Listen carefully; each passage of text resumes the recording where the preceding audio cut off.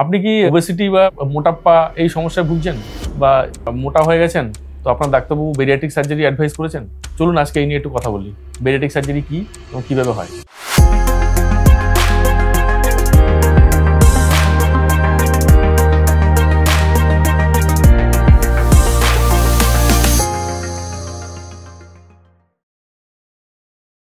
আমি doctor Rakesh Khan, laparoscopic and bariatric surgeon. আমি Vivacity multi speciality hospital থেকে বলছি। বেরিয়াট্রিক সার্জারিটা কাদের করা হয়? সাধারণত এটা একটা অপারেশন হলো ওবেসিটিতে, যারা মোটা হয়ে গেছেন ভীষণভাবে, তাদেরকে এই অপারেশনটা করা হয়। এবার আমি আসি যে বেরিয়াট্রিক সার্জারি, বেরিয়াট্রিক কথাটা কোথা থেকে এলো? এটা একটা Greek word. বেরিয়াট্রিক্স, Barros means wait, আর অ্যাট্রিক্স মানে ওষুধি বা ডক্টর রিলেটেড। তো সেখান থেকে যে প্রসিডিওর বা যে অপারেশন যেগুলো মানুষের ওজন কমাতে সাহায্য করবে, সেটাকে বলা হচ্ছে বেরিয়াট্রিক সার্জারি। বেরিয়াট্রিক সার্জারি অনেক রকমের হতে পারে। তো সার্জারিতে যাওয়ার আগে আমি এই বেরিয়াট্রিক সার্জারির কেন দরকার সেই নিয়ে একটু কথা বলি। প্রথমে হলো যে ওবেসিটিকে আমরা কিভাবে মাপ করি, সেটা হলো যে বডি মাস ইন্ডেক্স দিয়ে। তো বডি মাস ইন্ডেক্সটা কি? বডি মাস ইন্ডেক্স একটা ফর্মুলা আছে। সেই ফর্মুলাটা হলো যে weight in KG divided by height in metre square. এতে দেখা গেছে যে মানুষের ওজন এবং তার বডির যে হাইট তার উপর নির্ভর করে কতটা ফ্যাট সেটা এস্টিমেট করা হয় এবং সেভাবেই তার বডি মাস ইন্ডেক্সটা এসছে। সাধারণত নর্মাল ওয়েট হলো 5 থেকে 24.9, এটা হলো নর্মাল। 25 থেকে 30 এটা overweight, more than 30 obesity and more than 40 super obesity. তো বেরিয়াট্রিক সার্জারিতে কাদের করা হচ্ছে? যেখানে ধরুন মোর দ্যান 40 বিএমআই হয়ে যাচ্ছে সেখানে বেরিয়াট্রিক সার্জারি করা হয়।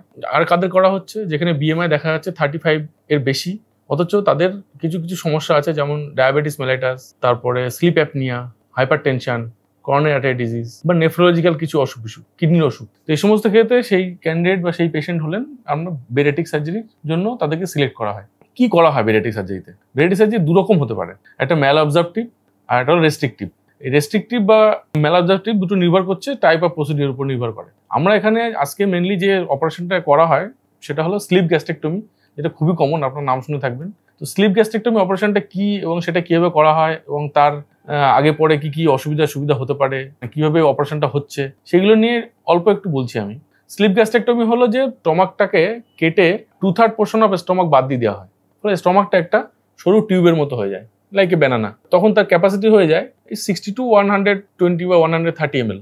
তো স্টমাকটা নর্মাল যে ক্যাপাসিটি তার তুলনায় কমে 2/3 বাদ দেওয়ার পরে প্রায় 1/3 থাকে এবং সেটা হয়ে যাচ্ছে কমে আপনার 60 to 150 ml তার ক্যাপাসিটি। ফলে পেশেন্ট যার ওবেসিটি আছে সে চাইলেও বেশি খেতে পারবে না, কারণ তার খাওয়ার ক্যাপাসিটিটা কমে গেছে। এছাড়া স্টমাকের ফান্ডাস থেকে একটা ঘ্রিলিন বলে হরমোন বেরোয়, সেই হরমোনটা আমাদের খিদে পেতে সাহায্য করে। এই স্টমাকের ফান্ডাসটা বাদ দেওয়ার ফলে খিদে ভাবটাও চলে যায়। তাহলে আলটিমেটলি যেটা দাঁড়াচ্ছে, পেশেন্টের খিদেও পাচ্ছে না, তার সাথে তার খাওয়ার ক্যাপাসিটিও কমে গেছে। এটাকে বলা হয় স্লিপ গ্যাস্ট্রেক্টমি। স্লিপ গ্যাস্ট্রেক্টমিটা কিভাবে হয়? এটা সাধারণত জেনারেল অ্যানেস্থেসিয়া করে করা হয় এবং পেটের মধ্যে 5খানা ছোট ছোট ফুটো করা হয়। সবচেয়ে বড় ফুটো তার মাপ হলো 10 মিলিমিটার, বাকি সবগুলো সব 5 মিলিমিটার। স্টমাকটাকে 2/3 বাদ দেওয়ার পরে স্টমাকটাকে আমরা রেখে দিই প্রায় একটা সরু টিউবের মতো বা পলার মতো সাইজ। এই অপারেশনের পরে দেখা গেছে যে পেশেন্ট 80% ওয়েট লস করে ফেলে অলমোস্ট 1 থেকে 1.5 বছরের মধ্যে। তবে কিছু কিছু রেস্ট্রিকশন পেশেন্টকে মেনে চলতে হয় অপারেশনের পরে। যেমন ধরুন তার লিকুইড ডায়েটে রাখতে হয় তাকে প্রায় 1 থেকে 1.5 মাস। তারপরে তার আস্তে আস্তে তাকে সফট ডায়েটে কনভার্ট করা হয়। তাকে বডির মাসেল টোন বিল্ড আপ করার জন্য তাকে রেগুলার এক্সারসাইজ করতে হয়। তাকে হাই প্রোটিনযুক্ত খাবার খেতে হবে, কার্বোহাইড্রেট বা ফ্যাট জাতীয় খাবার অ্যাভয়েড করতে হবে। এগুলো সমস্ত আমরা নিউট্রিশনের যে প্রোগ্রাম আছে বেরিয়াট্রিক সার্জারিতে, তারপরে আমরা এগুলো সব বলে দিই। বেরিয়াট্রিক সার্জারির আগে কি করা উচিত? বেরিয়াট্রিক সার্জারির আগে আমরা সাধারণত পেশেন্টকে 1 থেকে 2 সপ্তাহ লিকুইড ডায়েটের মধ্যে রাখি। এই লিকুইড ডায়েটটা হলো 800 থেকে 1200 কিলো ক্যালোরি পার ডে। এটা হাই প্রোটিন ডায়েট এবং লো ফ্যাট এবং লো কার্বোহাইড্রেট ডায়েট। এর ফলে কি হয়, পেশেন্টের অপারেশনের আগেই বেশ কিছু ওজন কমে যায়, তাতে অপারেশনটা অনেক বেশি ইজি হয়। অপারেশন করাটা, অপারেশনের পরবর্তীকালে যে পোস্ট অপ কেয়ার, সেগুলো অনেকটা ভালো হয় এবং এই ওজনটা কমানোর যে ট্র্যাডিশন সেটা আমরা পোস্ট অপারেটিভলি মেনটেন করতে পারি। অনেকে কোশ্চেন করেন যে বেরিয়াট্রিক সার্জারি করার পরে কতদিন পরে আমি অফিসে ফিরতে পারবো বা কাজে ফিরতে পারবো? এটা অলমোস্ট 1 to 2 উইক্সের মধ্যে সে তার নিজের কাজে ফিরতে পারে। অনেকে কোশ্চেন করেন যে বেরিয়াট্রিক সার্জারি পরে আমার সেক্সুয়াল লাইফ, পরবর্তীকালে মহিলারা বলেন যে তারা কনসেপ্ট করতে পারবে কিনা। সেটা একদমই পারবেন এবং সেক্সুয়াল লাইফ বা তার ফিজিক্যাল অ্যাক্টিভিটিতে কোনো অসুবিধা কিছু হয় না। আর বেরিয়াট্রিক সার্জারি পরে আমরা পেশেন্টদের অ্যাডভাইস করি সেটা হলো যে তার রেগুলার ডায়েট প্ল্যান, নিউট্রিশনের সাথে কথা বলা এবং রেগুলার তার সাথে যোগাযোগ রাখা, এবং তারপরে যেটা হলো যে এক্সারসাইজ মেনটেন করা এবং তার নর্মাল যে অ্যাক্টিভিটিস সেগুলো মেনটেন করা, এবং অপারেশনের পরে তার যে নর্মাল লাইফ অ্যাক্টিভিটি সেটা সে করতে পারবে, তাতে তার কোনো অসুবিধা কিছু হবে না। এই ভিডিও সংক্রান্ত যদি আপনাদের কোনো জিজ্ঞাসা থাকে বা কোনো কোশ্চেন্স থাকে তাহলে সরাসরি আপনারা ডেসক্রিপশন বক্সে গিয়ে একটা লিঙ্ক আছে, সেই লিঙ্কে ক্লিক করে কোশ্চেন করুন, আমাদের হসপিটাল টিম সেই প্রশ্নের উত্তর দিয়ে দেবে।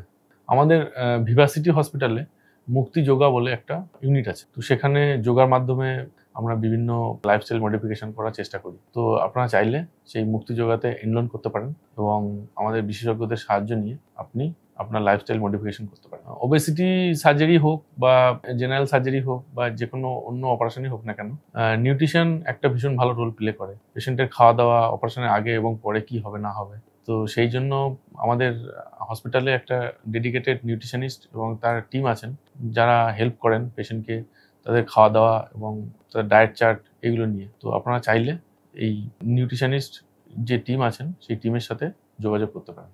ভিভাসিটি মাল্টি স্পেশালিটি হসপিটালে বেরিয়াট্রিক সার্জন টিম এবং সমস্ত স্টাফরা যে কোনো রকম অসুবিধার জন্য আমরা সবসময় তৈরি। আপনাদের যদি কোনো অসুবিধা থাকে বা কোনো জিজ্ঞাসা থাকে, আমাদের সাথে 24 ঘন্টা যখন খুশি যোগাযোগ করতে পারেন। আমরা আপনাদের জন্য সর্বদা প্রস্তুত। নমস্কার, ভালো থাকবেন, সুস্থ থাকবেন।